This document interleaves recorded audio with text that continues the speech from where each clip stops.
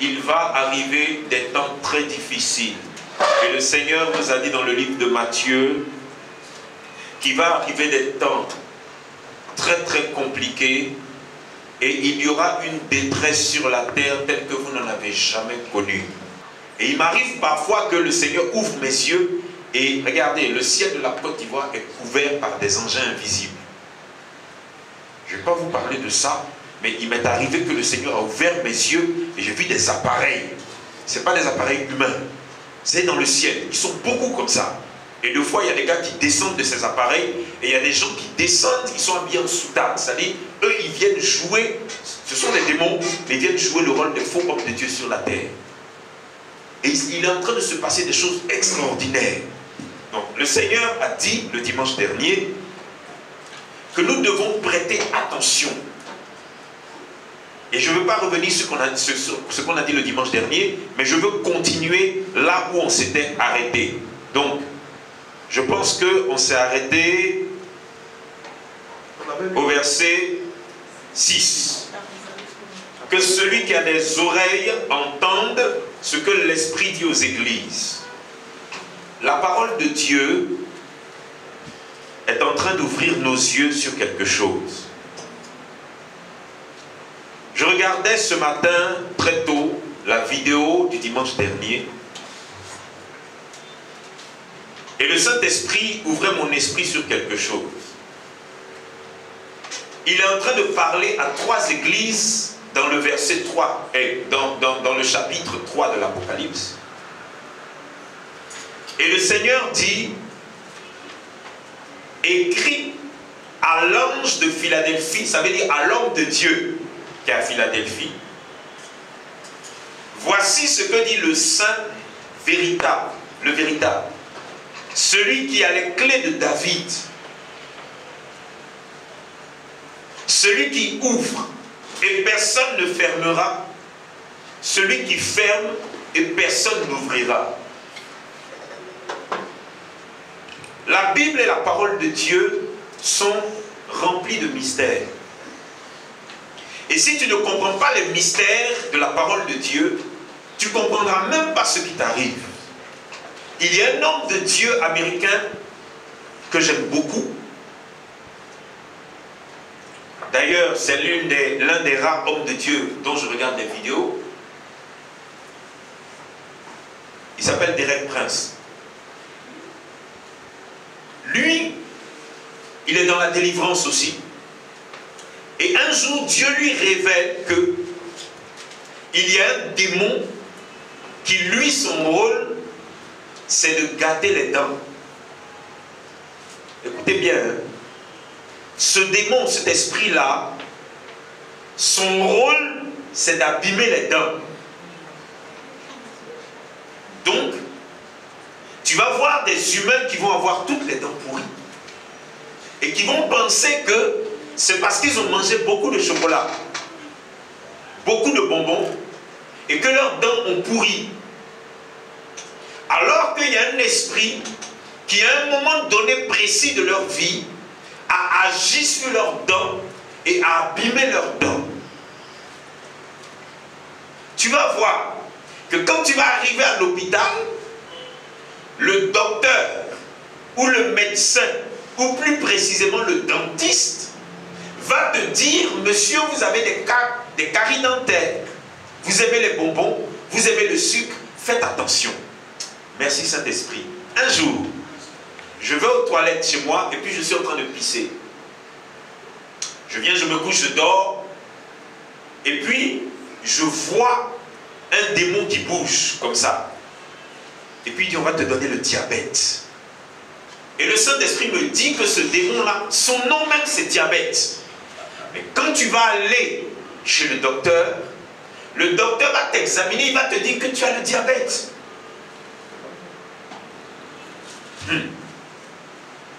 Regardez, Jésus-Christ rencontre avec ses disciples un enfant épileptique.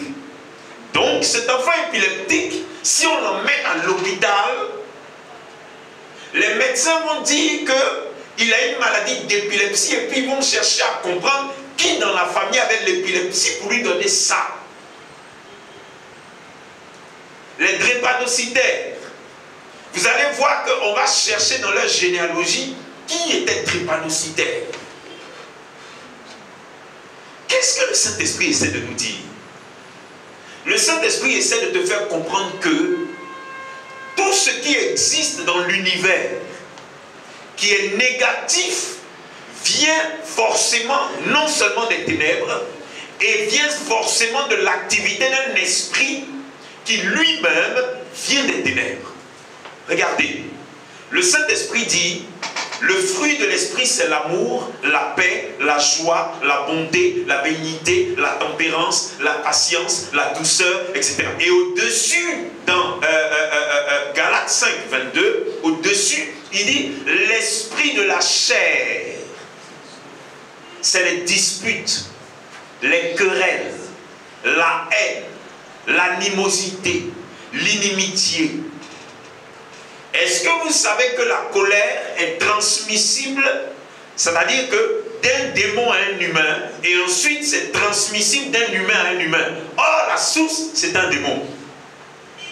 Dans le livre de Lévitique, la Bible explique que Moïse, son père et sa mère venaient d'une famille colérique de tueurs. Et donc, venant d'une famille colérique de tueurs, ils ont transmis leur colère à Moïse. Mais cette colère et cette haine venaient d'un esprit mauvais. Et donc cet esprit mauvais qui influençait le père et la mère de Moïse, quand ils ont transmis ça à Moïse, Moïse étant bébé, il a été levé chez Pharaon, mais lorsqu'il est devenu un homme de Dieu, un prophète, ça a déclenché après plus de 50 années, c'est là que l'esprit, c'est là que la souche et la source se sont déclenchées. Il a brisé les tables de pierre sur lesquelles Dieu avait écrit.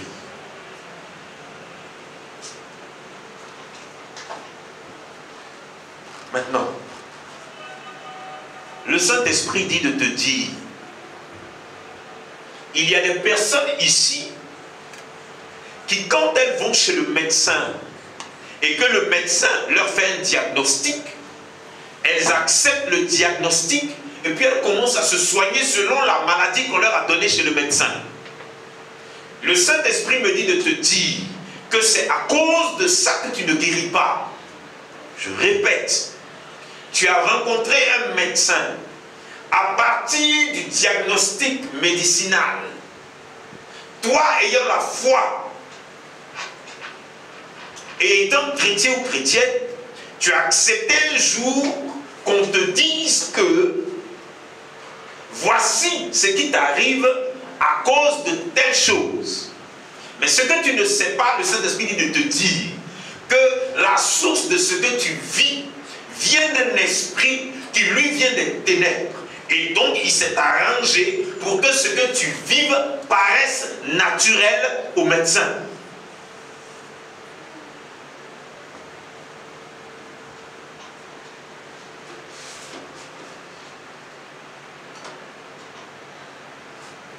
Joseph, tu es le seul à porter des lunettes.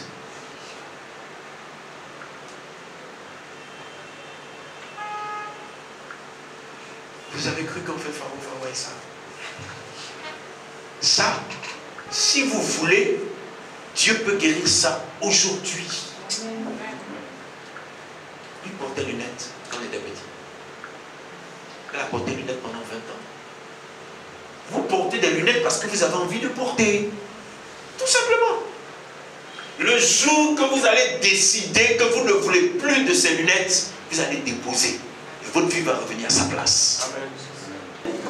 Mais je suis en train de vous dire qu'il y a des choses que vous vivez, c'est parce que vous voulez vivre ça. Tu arrives chez le médecin, on dit non. Tu as une maladie des yeux. Et ta maladie, c'est une neptuneuvrachite. Tu dis, ah, tu arrives à la maison. Qu'est-ce que tu as? J'ai une neptuneuvrachite. Chrétien.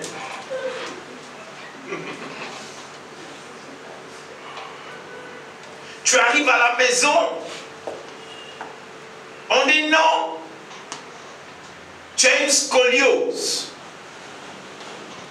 Et tu rentrais chez le médecin, tu avais un peu mal.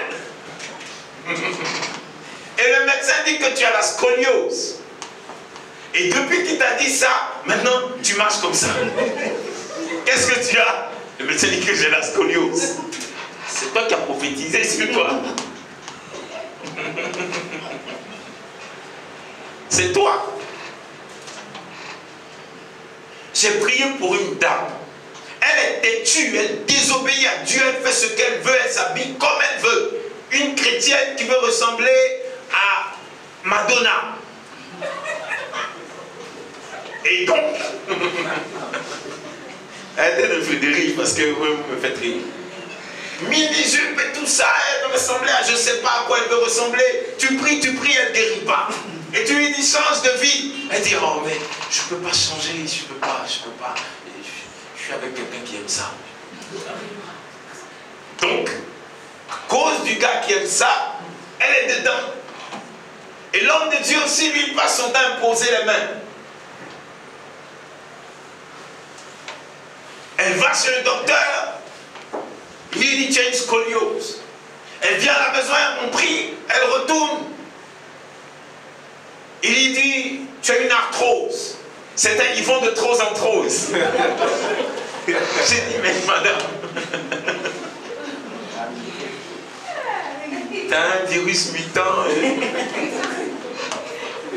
Et on lui dit tu as une arthrose. Donc elle qui venait, qui était toute pimpante à l'église comme ça, j'arrive chez elle, elle dit oh mon Dieu, ça fait mal. Je dis mais qu'est-ce que tu as? On dit j'ai une arthrose. Elle a accepté l'arthrose. Oh l'arthrose là, si vous connaissez un homme de Dieu qui est dans la vraie délivrance, un vrai homme de Dieu, l'arthrose est un démon.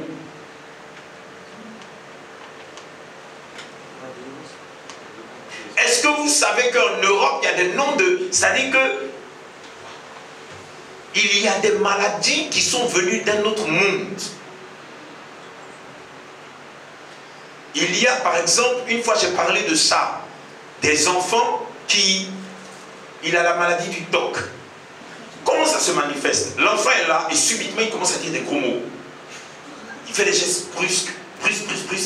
Il tire sa langue, il fait des gestes brusques, et puis il dit des gros mots, etc. Et puis paf, il se calme. Quelqu'un qui n'a jamais vu de démon ne saura pas qu'est-ce que c'est. Mais c'est un démon. Où je veux en venir par l'Esprit de Dieu, beaucoup de choses que nous vivons aujourd'hui sont parce que nous avons accepté quelque chose que quelqu'un a dit.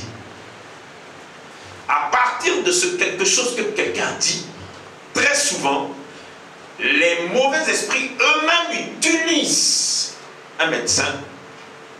Vous savez, quand vous allez à l'hôpital, vous rencontrez des médecins croyants. Et vous rencontrez aussi des médecins incrédules. Quand tu tombes sur un médecin croyant, tu vas voir que tu ne viendras plus jamais. Parce que lui-même, il prie. Et il te dit que voilà ce que tu avais. Voilà ce qui va se passer. Dans 2-3 jours, c'est fini, tu sors. Regardez. Quand on m'avait hospitalisé, que les gens... Quelqu'un a dit ici, ah, si l'homme de Dieu est malade, lui-même sait que c'est plus la peine, on ne vient plus à l'église. Et c'est comme ça les gens se perdent. Il y a une dame qui est rentrée dans ma chambre. Elle dit, ah, papa, je voulais te dire quelque chose, je fais partie des infirmières, mais on vient une semaine, donc moi je vais partir. Et ce que tu dois savoir, c'est que le virus voulait rentrer dans ton corps, mais il n'arrive pas. Alors quand elle m'a dit, elle ne sait même pas que c'est un homme de Dieu. Elle dit, le virus voulait rentrer dans ton sang, mais il n'arrive pas. Mais je m'en vais.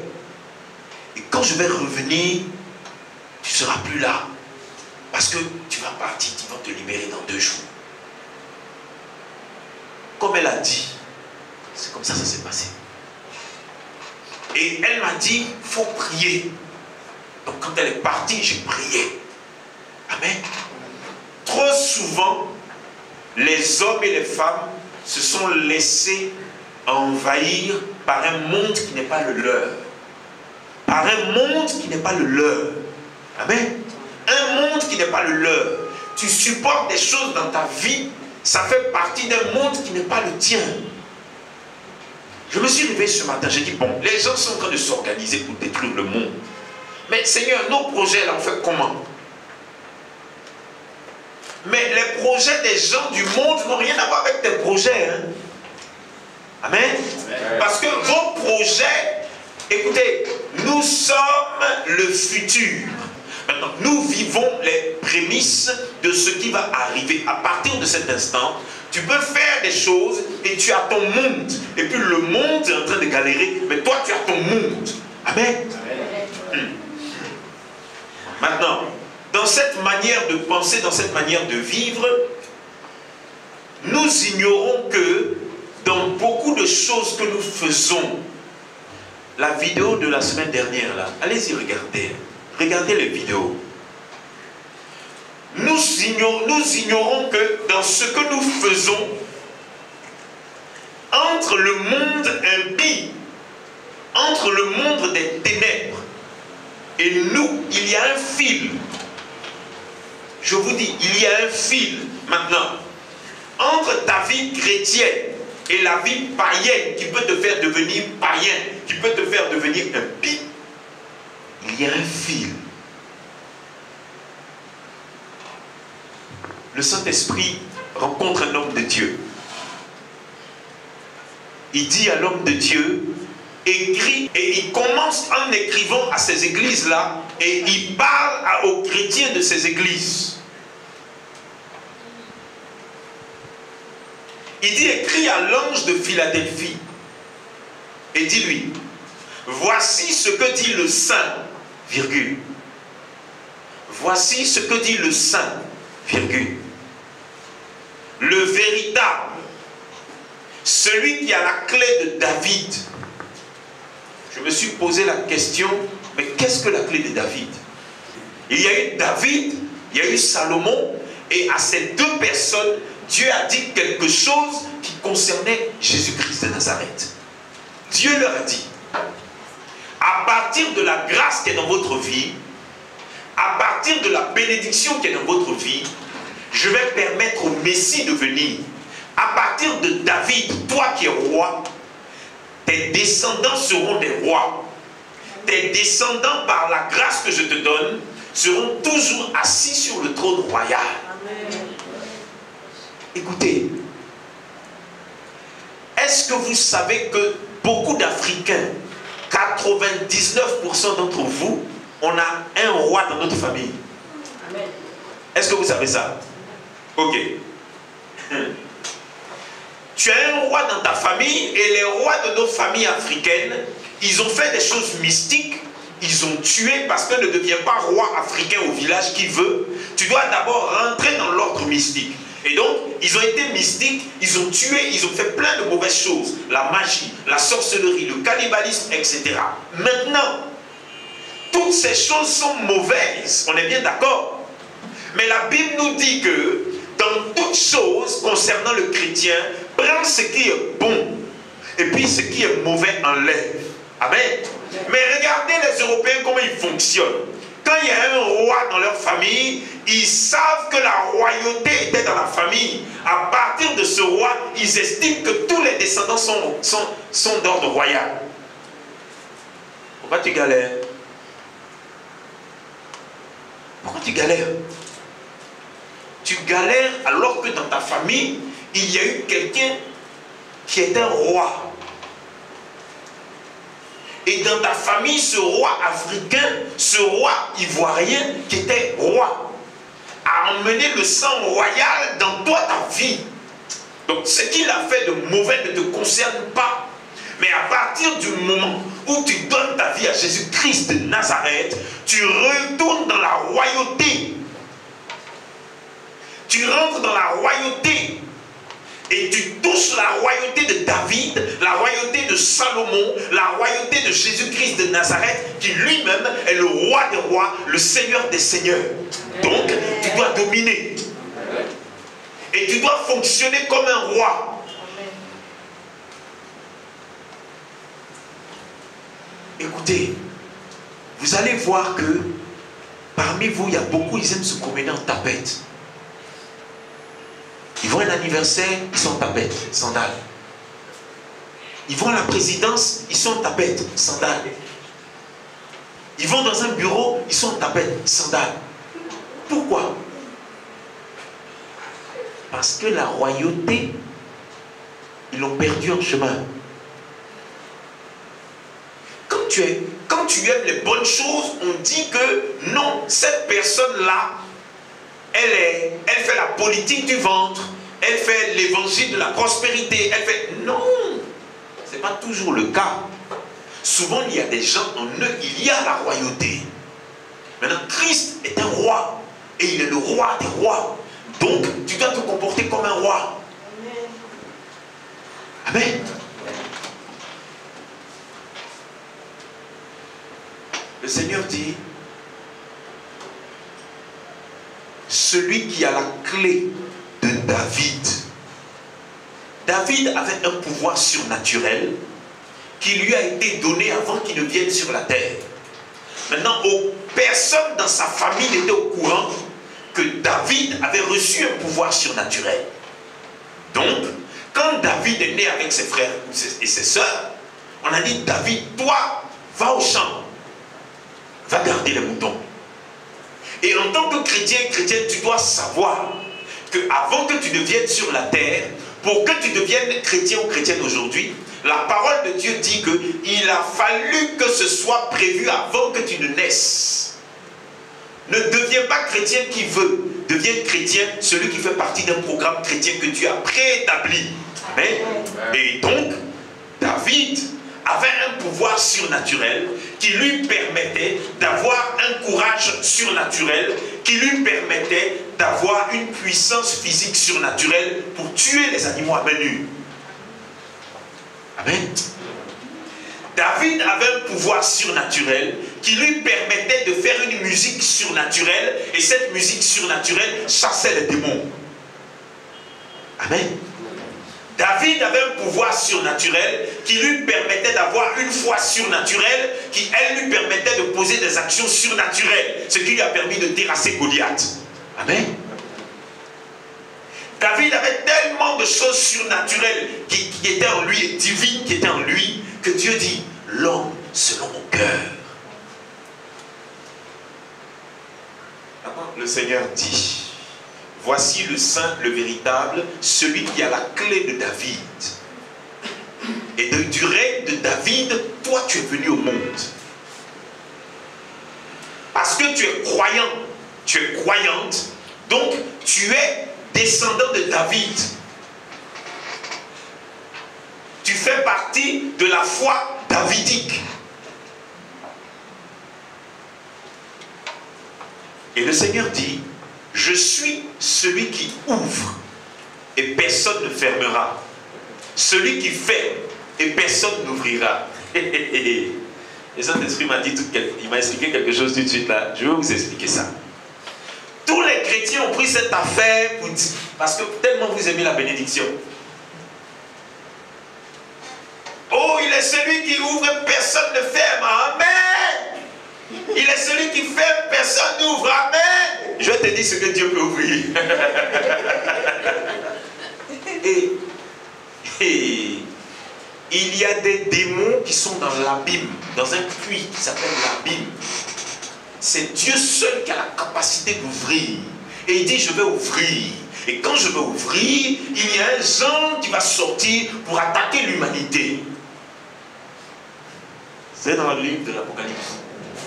Il dit, ils vont infliger des choses, mais seuls ceux qui auront le signe de l'agneau de Dieu sur eux n'auront rien. Parce que quand ils vont attaquer, Dieu va leur dire, n'attaquez pas l'Église, n'attaquez pas les fils de Dieu. Maintenant, Dieu dit, je connais tes œuvres, prépare-toi, marche comme il faut, marche comme un chrétien, parce que le jugement est en train de venir. Il dit, je suis celui qui ouvre et personne ne fermera. Ok. À partir du moment où tu commences à marcher dans ta vie comme tu veux, tu fais ce que tu veux et tu t'en fous, tu fais ce que tu veux, il y a des choses que Dieu va ouvrir. Il y a des portes que Dieu va ouvrir. il y a des vannes que Dieu va ouvrir. Et il dit, quand j'ouvre, personne ne fait. Bon, toi tu pries pour faire quoi quand ça chauffe sur toi là? Parce que des fois ça chauffe sur vous, vous avez tous les problèmes du monde et vous dites que ce sont les sorciers du village, ce sont les démons. Tu n'as jamais pensé que lui peut ouvrir? Ce qui t'arrive là, tu n'as pas pensé qu'il peut ouvrir? Regardez, quand Dieu dit de ne pas boire, il y en a ici qui s'en vont boire. Quand tu bois, est-ce que tu sais que ce qu'on va ouvrir là, personne ne peut fermer? Homme de Dieu, je peux venir te voir mardi. Voici mon problème. Et quand tu ouvrais là, est-ce que j'étais là?